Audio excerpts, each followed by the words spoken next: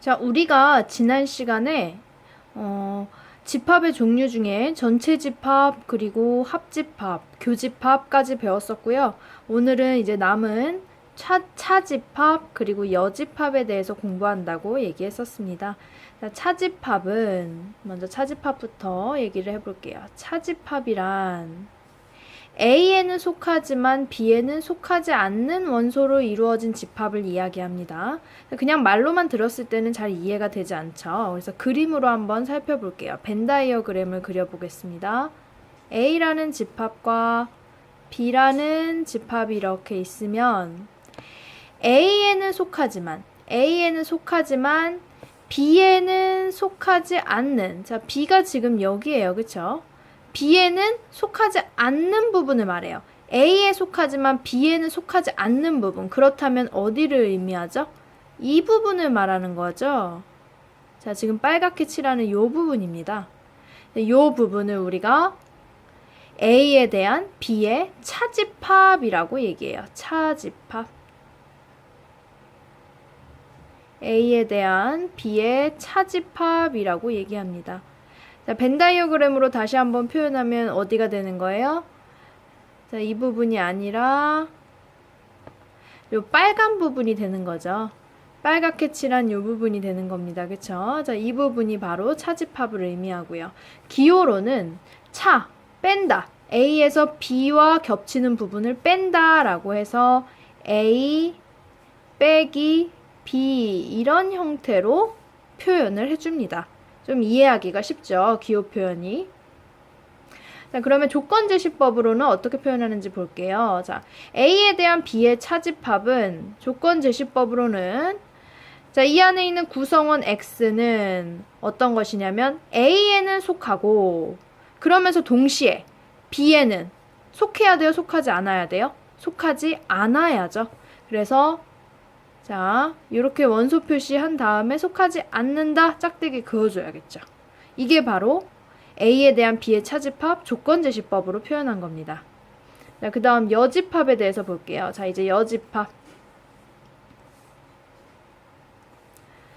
자, 여집합이란 전체 집합 U의 원소 중에 집합 A에 속하지 않는 모든 원소들로 이루어진 집합을 말합니다. 자, 이것도 벤 다이어그램을 그려서 한번 확인을 해볼게요. 자, 일단 전체 집합 U가 있어야 되겠네요. 전체 집합, 가장 베이스가 된다고 얘기한 전체 집합입니다. 자, 전체 집합 안에 A라는 집합이 있겠죠. 항상 전체 집합은 가장 큰 집합인 거예요. 그래서 그 안에 A가 있는 것이죠. 자, 그런데 A에 속하지 않는 원소들로 이루어진 집합이 여집합이래요. 그러면 A에 속하지 않는 부분을 체크해 봅시다. A에 속하지 않는 부분은 어디예요? A의 바깥쪽이죠. 자, A의 바깥쪽. 자, 이 부분이 될 겁니다. 빗금친 이 부분. 이 부분을 우리가 A의 여집합이라고 부르는 겁니다. A의 여집합.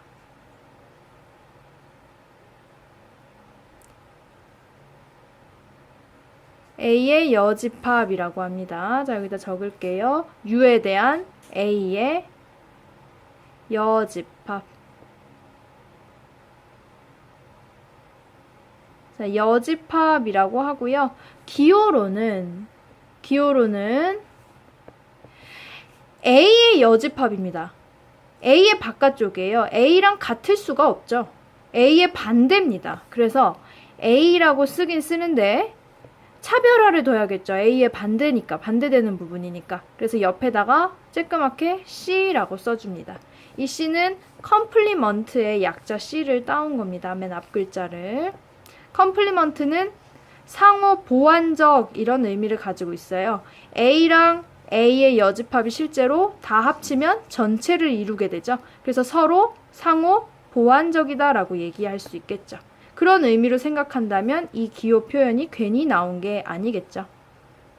자, 그러면 조건제시법으로는 어떻게 표현할까요? 자, X에 대한 설명이 이 뒤에 나와야 되는데, 자, 일단 X라는 놈은 전체 집합의 원소는 맞고요. 그리고 뭐의 원소는 아니어야 돼요? A의 원소는 아니어야 되잖아요. 그러니까 X가 A의 원소이다 라고 하면 안 되고 원소가 아니다 라고 해줘야겠죠. 그래서 짝대기 그어줘야 되겠죠. 자, 이렇게 해서 지금 차집합과 여집합에 대해서 한번 알아봤고요. 이제 연습으로 문제를 한번 풀어보고 마치도록 하겠습니다. 자, 우리가 지난 시간에 배웠던 것부터 해서 총 정리입니다. 자, 첫 번째 문제. A와 B의 무엇을 구하라는 거예요? 교집합입니다. 그쵸? 교집합.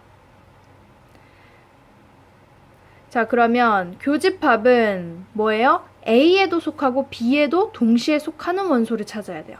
뭐가 동시에 속해요? 2라는 게 지금 동시에 속하죠? 따라서 A와 B의 교집합은 2만 들어있으면 됩니다. 자, 그 다음 두 번째, 얘는 뭐예요? A와 B의 합집합이죠. 합집합은 뭐예요? A에도 들어있고 B에도 들어있는 모든 원소를 다 말하는 거죠. A에 있거나 B에 있거나, 자, 둘 다 합해 놓은 겁니다. 그래서 집합 표시해 주시고 다 집어넣으시면 돼요. 1, 2, 3. 자, 요게 A에 있는 원소 다 넣은 거고요. B에 있는 원소 다 넣읍시다. 2, 4. 그런데 뭔가 이상하죠? 네. 그렇죠. 자, 2가 지금 2번 써 있잖아요. 집합 안에 원소를 표현할 때는 한 번만 표현하시면 돼요. 중복해서 쓰지 않습니다. 그래서 2를 한번 지어주시면 되죠. 그래서 1, 2, 3, 4로 이루어지게 만드시면 되고요. 자, 이제 A에 옆에 C 붙었네요. 이거 뭐였죠? 컴플리먼트. A의 여집합을 말하는 거였습니다. 여집합은 뭐예요? A에 속하지 않는 U 전체 집합 안에 있는 원소 중에 A에 속하지 않는 걸 말하죠. 그러면 4하고 5밖에 안 남아요.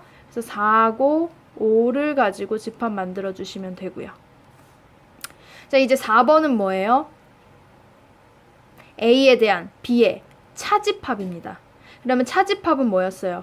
A에 속하지만 B에는 속하지 않는 원소만 말하는 거였어요. 그쵸? 그것만 모아놓은 거죠. 그러면 A에 있는 원소 중에 B에 속하지 않는 거 뭐예요? 1하고 3이죠. 그래서 1하고 3만 넣어주시면 돼요. B에 속하는 2는 빼줘야 되는 거죠. 그쵸? 그 다음 5번 B의 여집합이네요. 이번엔 B에 속하지 않는 원소들만 U에서 찾으시면 됩니다. 그럼 1, 3, 5가 나오죠. 그래서 1, 3, 5로 이루어진 집합이 바로 B의 여집합이 되겠죠. 네. 그렇게 해서 우리가 집합의 종류별로 정의와 그에 대한 성질들을 알아봤고요. 자, 이제 문제까지 한번 확인을 해봤습니다. 이제 수업 시간에 조원들과 같이 상의하면서 또 더 심화적인 다른 문제들을 한번 풀어보도록 하겠습니다.